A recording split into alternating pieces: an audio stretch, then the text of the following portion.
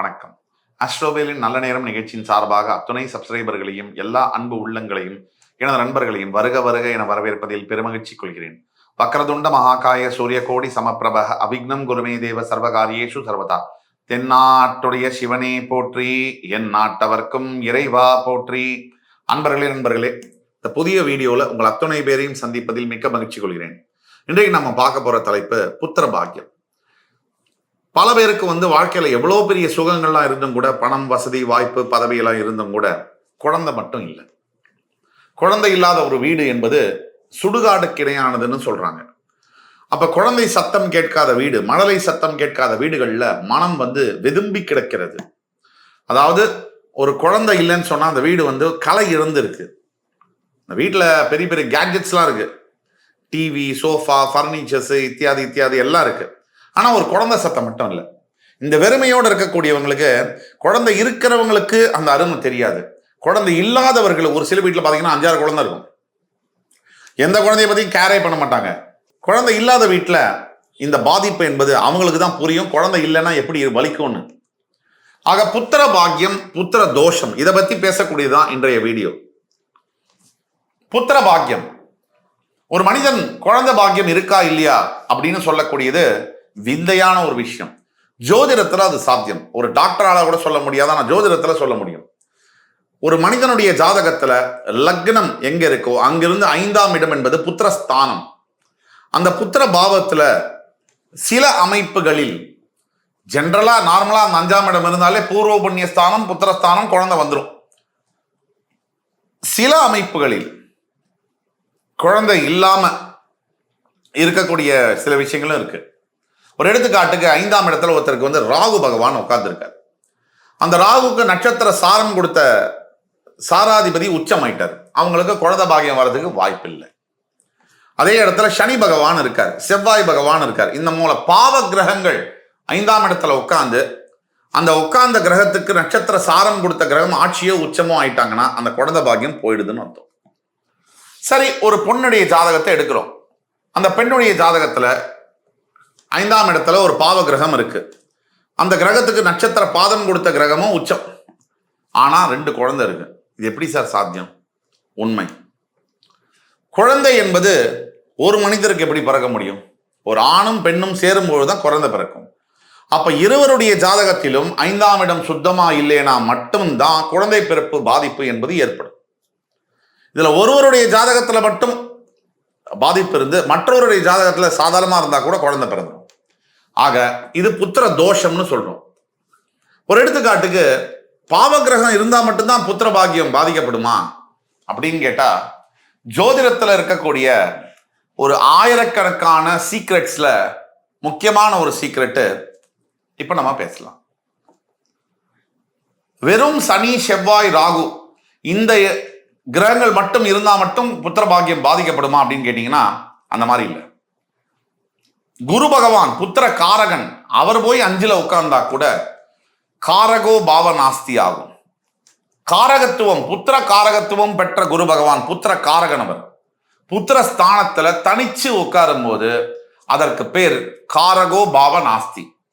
தன்னுடைய காரகத்துவையும் கிரக இழந்துவிடும், அந்த பாவமும் அதோடைய காரகத்துவத்தை இழந்துவிடும். அந்த பாவத்துடைய ஆதிபத்தியமும் பாழாகும், கிரகத்துடைய காரகத்துவமும் பாழாகும்.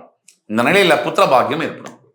ஆக இந்த குரு பகவானுடைய சுப கிரகங்கள் இருந்தா கூட சில சமயங்கள்ல இந்த புத்திர தோஷம் என்பது ஏற்படும். பாவ கிரகங்கள் மட்டும்தான் காரணம்னு சொல்லிட முடியாது. புத்திர காரகனான குரு பகவான் கூட காரகோ பாவ நாஸ்தியின் மூலியமாக புத்திர தோஷத்தை ஏற்படுத்த முடியும். ஒட்டு மொத்தத்துல எந்தெந்த ராசிகளுக்கு புத்திர தோஷம் என்பது அதிக பாசிபிலிட்டி, இது ராசின்னு எடுத்துக்கிறத விட லக்னம்னு தான் எடுத்துக்கணும். அந்த வகையில முதலாவதாக வரக்கூடியது ரிஷப லக்னம். இந்த ரிஷப லக்னத்தில் பிறந்தவர்களுக்கு 5ஆம் பாவாதிபதி, கன்னி ராசிக்கு அதிபதியான புதன் கொஞ்சம் கெட்டு போயிட்டா கூட இந்த புத்திர பாக்கியம் என்பது பாதிக்கப்படக்கூடிய வாய்ப்புகள் அதிகம். பொதுவா ரிஷபராசிக்கு 5ஆம் இடத்துல ஏதாவது ஒரு பாவகிரக சேர்க்கை என்பது இயல்பிலே ஏற்படுது. சனியோ, செவ்வாயோ, ராகுவோ அல்லது குரு பகவானே கூட கன்னிராசியில உட்கார்ந்துட்டாருன்னு சொன்னா ரொம்ப ரொம்ப கஷ்டமா போயிடும். இது ஒரு காரணம்.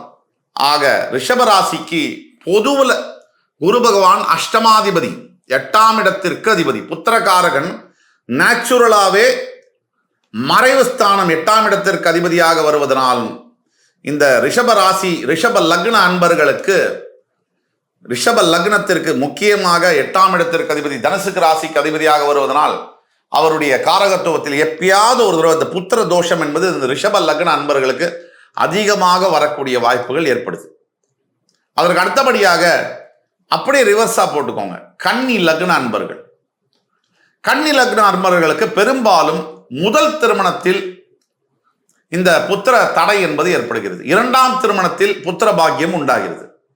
பெரும்பாலும் சொன்ன எல்லாரையும் சொல்ல, இதுல ரொம்ப முக்கியமான ஒரு விஷயம் என்னன்னு பாத்தீங்கன்னா, இந்த கன்னி லக்னத்துக்கு 7ஆம் இடம் மாரகம் மற்றும் பாதகஸ்தானத்துக்கு அதிபதியாக புத்திரகாரகன் வருவதனால் ரிஷபம் மற்றும் கன்னி லக்னங்களுக்கு இந்த புத்திரகாரகன் எதிரியாக வருவதனால் ஒன்று புத்திரர்கள் பிறந்து அவர்களுக்கு உடல் நிலை ஆரோக்கியத்தில் பிரச்சனை குறைபாடு, இல்லை ஊர்வம்பெல்லாம் வளைச்சிட்டு வந்துடுறான், போலீஸ் ஸ்டேஷனில் டெய்லி அவன் மேலே கேஸை வாங்கிட்டு வந்துடுறான். இல்லை ஸ்கூலில் படிக்க போன இடத்துல வாத்தியார்கள்ட்ட ரொம்ப ரொம்ப கெட்ட பேர், நல்லா படிக்கிறதுல ஒழுங்காக இருக்கிறதுல, பிஹேவியரில் தப்பு, இந்த மாதிரியான பிரச்சனைகள் வரக்கூடிய வாய்ப்புகள் அதிகமாக இருக்கு. இல்லை இயற்கையிலேயே குழந்தை பாக்கியத்திலேயே பிரச்சனை வரக்கூடிய வாய்ப்புகள் இருக்கு. இதற்கு அடுத்தபடியாக துலா லக்னம், ரிஷபம் கன்னி துலாம். இந்த துலா லக்னத்துக்காரங்களுக்கு புத்திரகாரகனான குரு பகவான் 6ஆம் இடம் என்று சொல்லக்கூடிய மீனராசிக்கு அதிபதியாக வருவதனால் ஒன்று குழந்தை பெத்துடுவாங்க. துலா லக்னக்காரங்க தாம் பெத்த குழந்தையே தனக்கு எதிரியாவே இருப்பாங்க. இது ஒரு துர்பாகியமான ஒரு நிலை. குழந்தை பிறக்காம இருக்கிறது ஒரு பெரிய சோகம்னாலும் கூட தாம் பெத்த குழந்தை 10 மாசம் சுமந்து பெத்த குழந்தை அதை பரும்பாடுபட்டு 25 வருஷம் வளர்த்து அந்த குழந்தையே நமக்கு எதிராக இருக்கும் போது அதோடைய வலியும் ரணமும் ரொம்ப அதிகம். அது துலா லக்னத்துக்காரங்களுக்கும் உண்டு. இந்த புத்திர தோஷம் என்பது புத்திரர்களால் பாதிக்கப்படக்கூடியது.